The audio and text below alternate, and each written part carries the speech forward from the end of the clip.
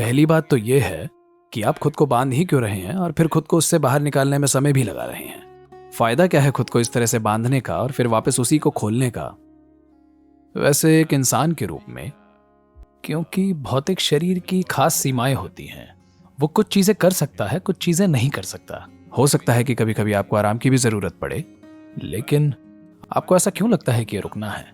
ये अगली गतिविधि के लिए देखरेख का एक हिस्सा है, ठीक है? तो ये तनाव को कम करने का धंधा बहुत लोकप्रिय हो चुका है। हर कोई शांत होने की, चीजों से दूरी बनाने की और जो कुछ भी है इन सब की बातें कर रहा है। पहली बात तो ये कि आप में इतना जहर है क्यों और अब आप उस जहर को निकालना चाहते हैं। आप गलत चीजें खा रहे हैं, आप गलत सोच रहे हैं, आपकी भावनाएं गलत हैं और आप जहर से भर जाते हैं और अब आप उस जहर को बाहर निकालना चाहते हैं। आप खुद ही अपने ऊपर बेड़ियां लगाते हैं और फिर उन्हें खोलना चाहते हैं। खुद को बांधना एक अपराध है और फिर खोलना, अब इसे खोलने में जो समय और ऊर्जा लगती है, और आप इसे खोलते कैसे हैं मुझे पता है। लोग बंधन तोड़ने के लिए कौन कौन सी तरकीबें अपना रहे हैं। नहीं, आपको खुद को बांधने या खोलने की जरूरत नहीं है। इसीलिए मैं कह रहा हूं कि आपका उद्देश्य महत्वपूर्ण है। अगर आपका उद्देश्य आपके सीने में धड़क रहा है तो कोई भी गतिविधि आपको बोझिल नहीं लगेगी। गतिविधि कभी कष्टदायक लगेगी ही नहीं।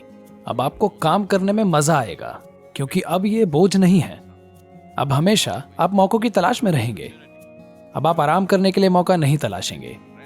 अब हमेशा चलते रहने के लिए आप अवसर ढूंढेंगे। और जब चलते रहने का उपयोग करता हूं तो समझ लीजिए कि आप जिंदा हैं। इसका मतलब है कि आप चल रहे हैं। आप रुके हुए हैं, आप जानते हैं इसका मतलब क्या होता है। नहीं नहीं, हम नहीं चाहते कि अभी हो।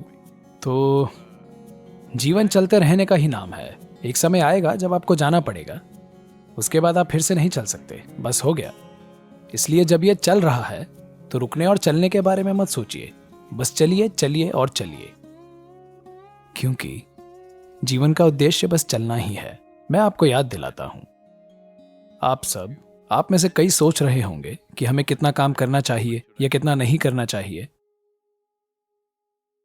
देखिए, ये सवाल तब पैदा होते हैं जब आपके पास पूरा करने के लिए कोई उद्देश्य नहीं होता, कोई ऐसा उद्देश्य जो आपसे भी बड़ा हो। अगर आपके दिल में ये नहीं है तब हमेशा ये गणित चलती रहेगी कि मुझे क्या करना चाहिए, मुझे क्या नहीं करना चाहिए। कन्नड़ में एक कहावत है, जब भी कोई मरता है तो 4 लोगों को उसे उठाकर चलना पड़ता है।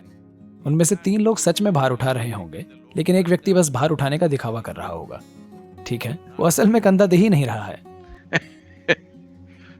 और वो सोचता है कि वो स्मार्ट है।